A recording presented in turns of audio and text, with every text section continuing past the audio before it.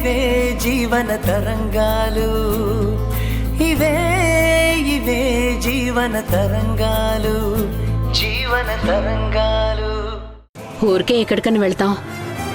పని లేకుండా తిరగడం నాకు అలవాట్లేదు.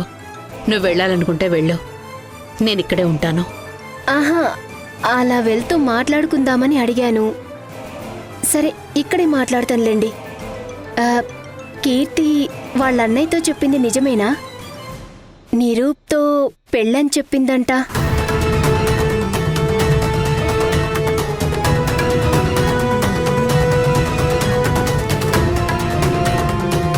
తెలీదు, నాకైతే ఏం చెప్పలేదు. అత్తమ్మ, ఆ నిరూప్ మంచివాడు కాదు. ఇక్కడ ఏది మంచిగా ఉందో చెప్పు. తన జాతకమే సరిగ్గా లేదు. పెళ్లి కుదిరి ఆగిపోయింది. మహేష్ దేవిక కంటే పర్వాలేదు కదా. వాళ్ళు వినలేదు. ఇష్టం వచ్చిన వాళ్ళని పెళ్లి చేసుకుని వెళ్ళిపోయారు. ఈ ప్రపోజల్ పెళ్లికి ముందు జరిగింది. అప్పుడు అందరూ వద్దని చెప్పారు. ఆ చక్రధరి ఎలాంటివాడో మీకు తెలుసు. చాలా క్రూరుడని బయట టాక్ ఉంది. దేవిక లెక్చరర్ ప్రమోద్పై కేసు చేయకుండా ఉండాల్సింది కదా. అంత మంచి పిల్లోడు ప్రవీణ్. అనవసరంగా పెళ్లి ఆగిపోయింది. తను పెళ్లి చేసుకుంటానని చెప్పాడు. ఇదే వద్దు అని చెప్పింది. ఏం చేస్తాం? మా ఆయన చేసిన 50,000 రూపాయల అప్పు ఇంతవరకు తీసుకొచ్చింది. పెళ్లి కోసం బుక్ చేసిన కళ్యాణ మండపం డబ్బులు వెనక్కొచ్చాయి. అందుకైనా కీర్తి జాతకం బావుందని అనుకోవాలి. పెళ్లికి చెప్పిన వాళ్ళకి రావద్దని చెప్పినప్పుడు నాకు తల కొట్టేసినట్టు అనిపించింది. ఏం చేస్తాం? అలా అని ఇప్పుడు ఈ పెళ్లి చేస్తే కీర్తికి కీర్తి ప్రతిష్టలు పెరుగుతాయా? ఈ పెళ్ళొద్దని చెప్పండి అత్తమ్మా.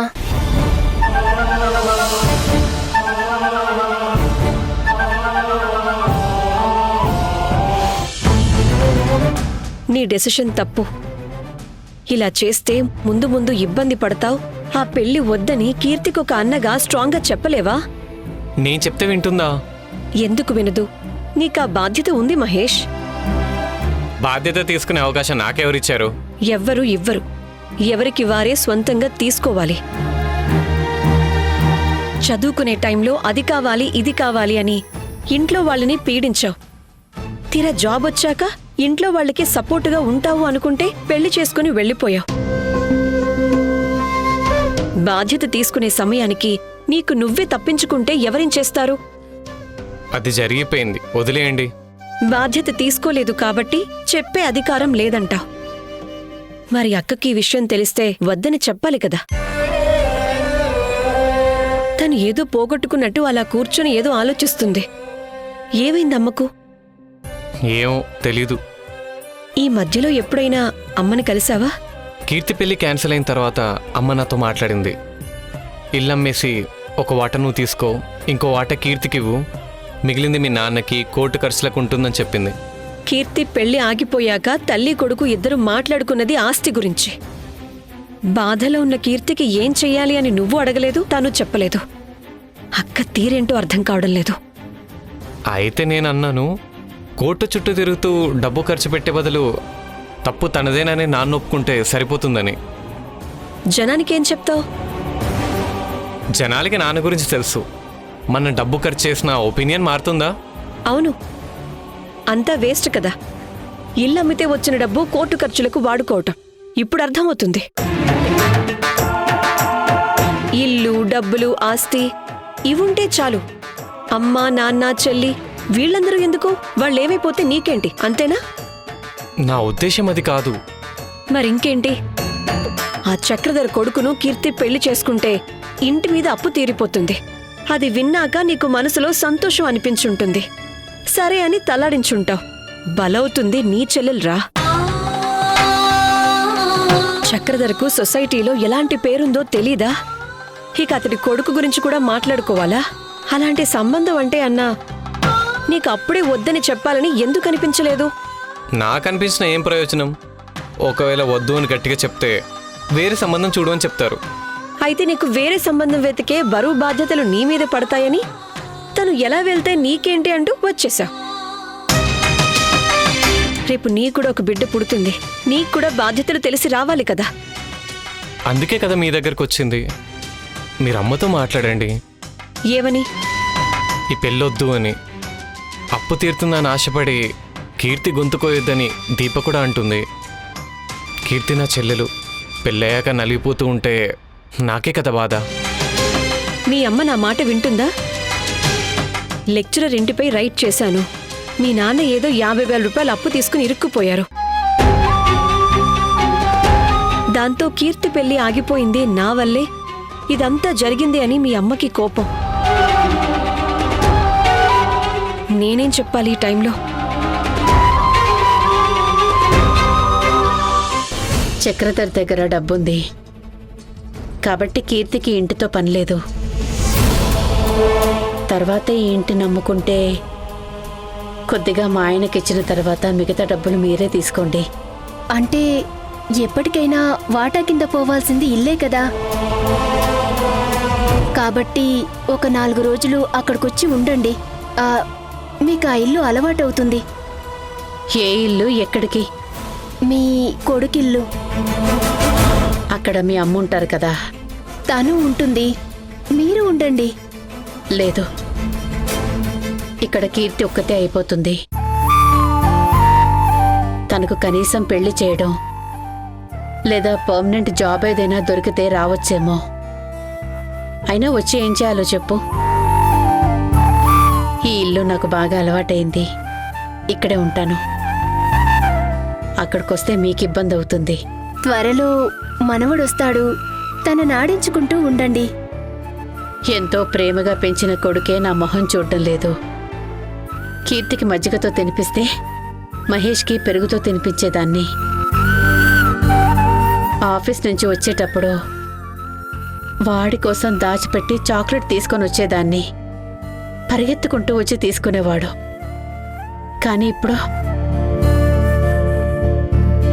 వాడికి నేను ఏమిస్తే మళ్ళీ అలా నా దగ్గరికి పరిగెత్తుకొస్తాడో తెలియటం లేదు. పెళ్ళయింది కదా, రేపు వాడు కూడా తండ్రి అవుతున్నాడు.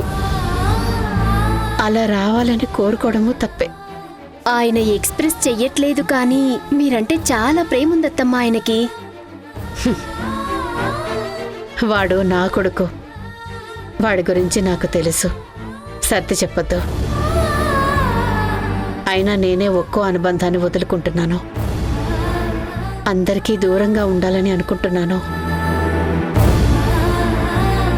సరే, నువ్వు బయలుదేరుతావా? నాకు నిద్ర వస్తుంది.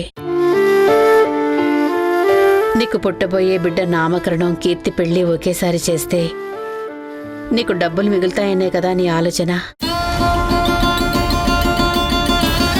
సరే, అలాగే చేద్దాం. నువ్వు వెళ్ళు.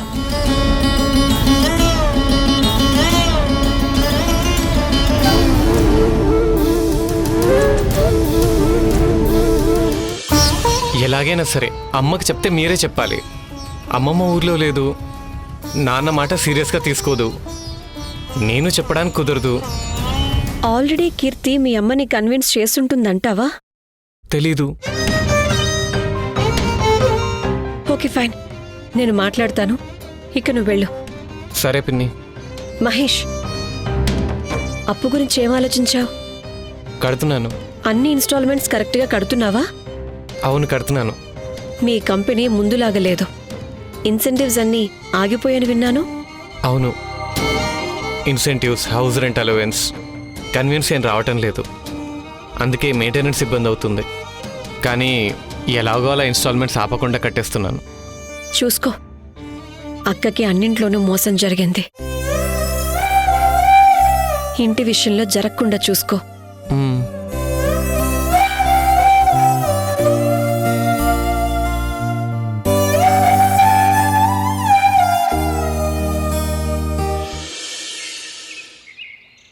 రాణి ఒక్కతే అయిపోయింది. కొడుకు హాస్టల్లో చేరాడట కదా. మగపిల్లలు చేతికి దొరకరు. ఒక వయసు వచ్చాక వాళ్ళని పట్టుకోవడం కష్టం. పిల్లలంతేనండి. మగపిల్లలు ఈరోజు బాలేకపోయినా రేపటికి సర్దుకుంటారు. కానీ అమ్మాయిలకు ఒక్కసారి ఏదైనా జరిగితే అది మన మెడకు చుట్టుకుంటుంది. అన్నీ దిగమింగుకుని తల్లిదండ్రులు అనిపించుకోవాలి. అవును, పుష్ప విడాకులు తీసుకుందని తెలిసింది. చాలా బాధేసింది. నా కళ్ళ ముందు తిరిగిన అమ్మాయి. ఇక ముందు ఏం చేయాలనుకుంటున్నారు? తన ఫ్రెండ్స్తో చెప్పామండి, ఏదైనా పనుంటే చెప్పండని. ఏదైనా పని దొరికితే మంచిదే, లేకపోతే ఇకింతే. ఏం చేస్తాం, ఈయన చేసిన పాపాలకు మేం అనుభవించాలి.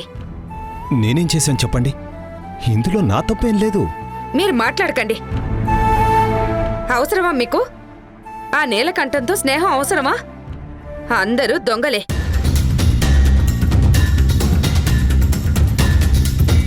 మీరు నమ్ముతారో లేదో తెలీదు కానీ లోకంలో 100 మోసాలు జరుగుతూ ఉంటాయి. అందులో సగం ఇలాంటి వాళ్లే చేస్తారు. మరి అలాంటి దుష్టులకు దూరంగా ఉంటేనే కదా కుటుంబానికి మీకు మంచి జరిగేది. చూడండి, కావాలని వాళ్ళని కలుస్తానా ఏంటి?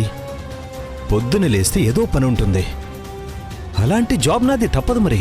చెప్పండి చెప్పండి, మీరు తిరిగి తెచ్చుకున్నారు. అయిపోయిన దాని గురించి ఏం చేస్తామమ్మా? ముందు ముందు ఏం చేయాలో దాని గురించి ఆలోచించండి. కలికాలం ఏం చేస్తాం? అన్యాయంగా సంపాదించిన దాంతో పిల్లలకు పరమాన్నం పెట్టినా వాళ్ల పాలిట విషమే అవుతుంది. పెద్దవాళ్ళు చేసిన తప్పులకు పిల్లలు నలిగిపోతారు.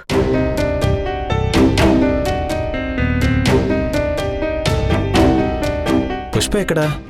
లోపలుంది, రండి. రండి వెళ్దాం.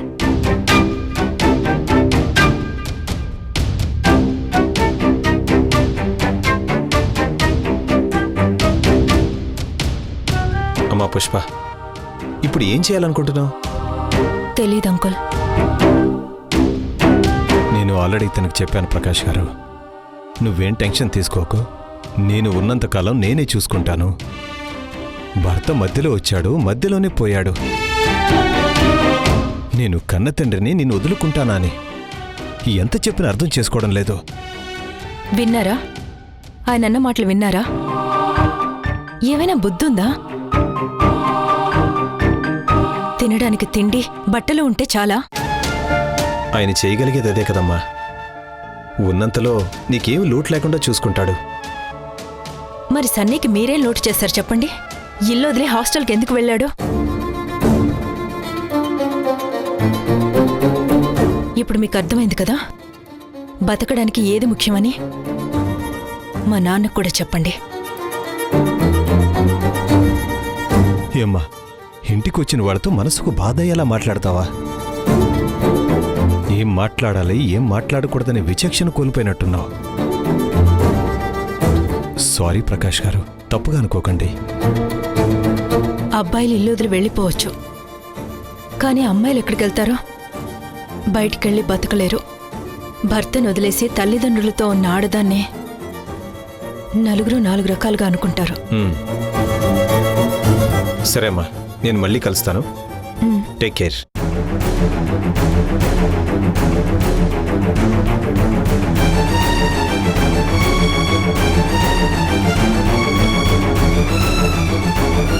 ఈ మధ్య టెన్షన్ ఎక్కువ అవుతుంది, ఇన్కమ్ తక్కువ అవుతుంది వరస్ట్గా. మంచి సమయం అయిపోయింది. ఎక్కువ డబ్బులు సంపాదించుకోవడం కష్టమే.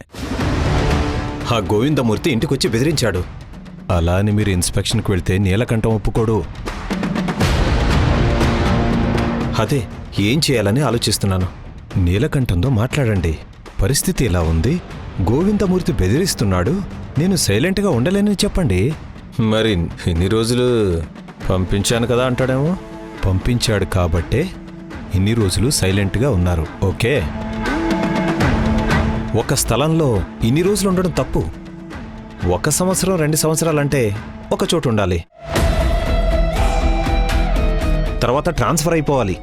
అదే సేఫ్. అప్పుడు ఎవరి చేతిలోనూ ఇరుకోం, అప్పుడు ఎవరికీ లోకు కాము. అనవసరమైన చికాకులు. ఒకసారి నీలకంఠంతో నేను మాట్లాడతాను. గోవిందమూర్తి నీలకంఠం ఇద్దరూ కూర్చుని మాట్లాడితే సరిపోతుంది. ఊరిలో గుడి పునర్నిర్మాణం అన్నారు కదా, అది ఎంతవరకు వచ్చింది? అయిపోయిందా? లేదు, ఇంకా ఏమీ జరగలేదు. అవునా, డబ్బు కావాలంటే రమ్మని చెప్పండి. మ్మ్. ఈ టెన్షన్స్ రిలీఫ్ కోసం కాదు, సన్నీ బాగా సంతోషంగా ఉండాలి అని. వాడు బాగుంటే రాణి కూడా సంతోషంగా ఉంటుంది. రాణి సంతోషంగా ఉంటే ఇంట్లో కొద్దిగా సుఖంగా ఉంటాం, తలనొప్పి తగ్గుతుంది. లేదంటే కష్టం. ఇక ఆఫీసర్ స్థాయిలో ఉన్నప్పుడు ఇలాంటి ప్రాబ్లమ్స్ వస్తుంటాయి పోతుంటాయి, ఇవన్నీ కామన్. సరే, నేను వెళ్ళొస్తాను. జాగ్రత్త. సరే.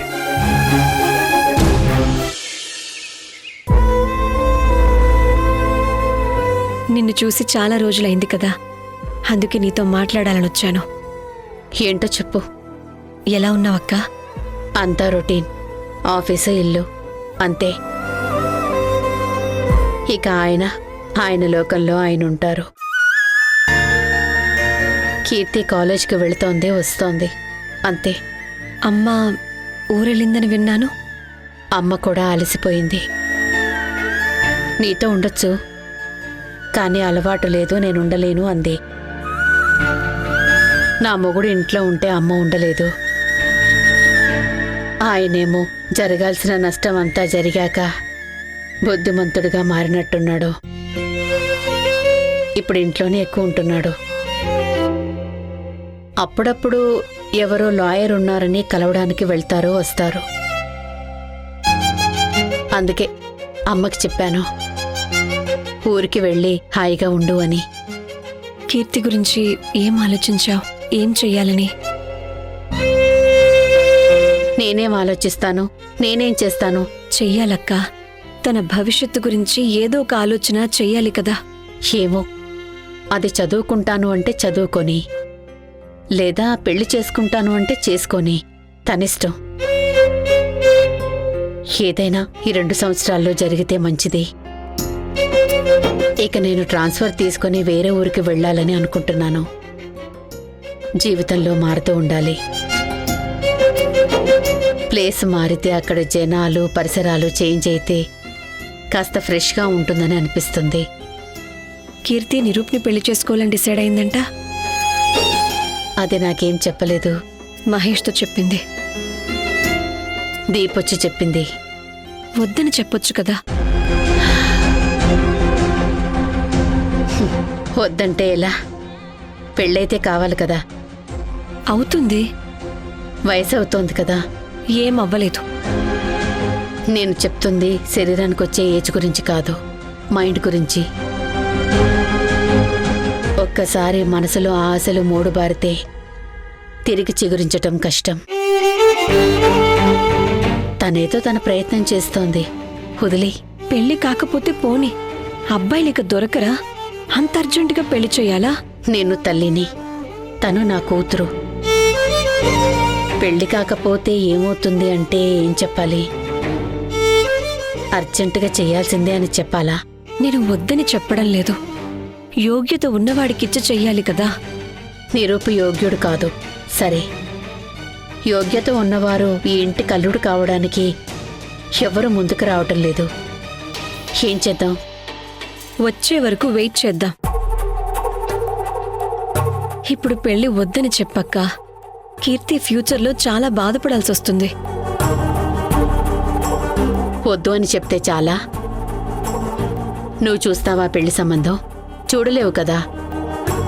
తనే ఆ పని చేస్తుంది.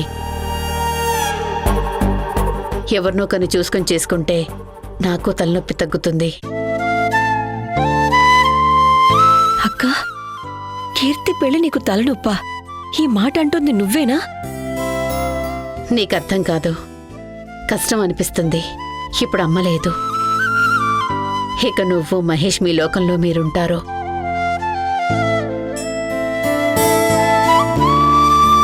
ఆయనకేంటి, వస్తారు, తింటారు, వెళ్తారు. ఇక నేను కీర్తి అంతే. తనకి రోజు రోజుకి పెళ్లి వయసు దాటిపోతోందని ఆలోచిస్తూ కూర్చోవాలి. అలా చూసేసరికి ఏళ్లు గడిచిపోతున్నాయి. కంటికత్తాలొస్తాయి, మొహంలో ముడతలు ఎక్కువ అవుతాయి. ఏదో ఒక రోజు మొహంలా కనిపించదు. ఎవరో పరిచయం ఉన్న వాళ్లకు తిండి పెడుతున్నాను అనిపిస్తుంది. ఆ పరిస్థితి రావద్దు అంటే పిల్లలకి పెళ్ళేడు దాటిపోవడానికంటే ముందే పెళ్లి చేయాలి. అప్పుడే అది తల్లిదండ్రులకు సంతోషం.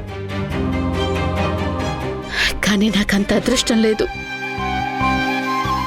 పాపం తనేదో తనకిష్టం వచ్చింది చేసుకుంటుంది.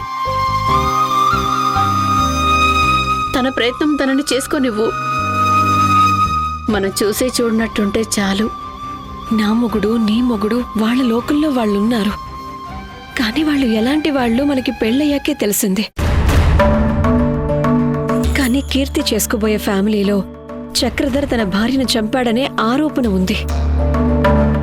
ఇక వాళ్ళ అబ్బాయి నిరూప్ కాలేజీ చదువు మధ్యలోనే వదిలేసి బేవర్స్గా తిరిగాడు.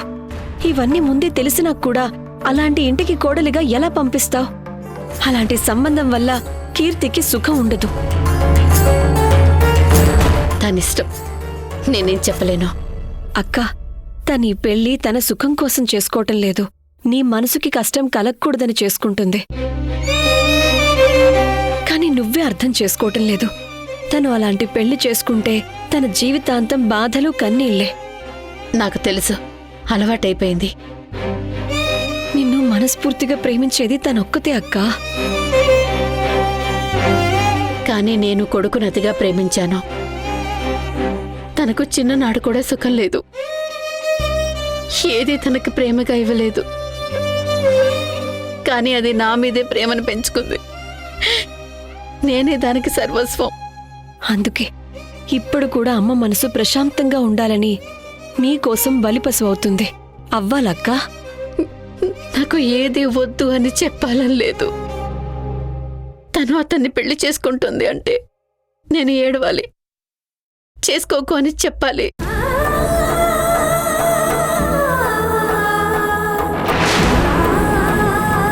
రమ్యకి నువ్వు ప్రౌడ్గా ఫీల్ అయ్యే స్కూల్లోనే సీట్ ఇస్తామని చెప్పారు.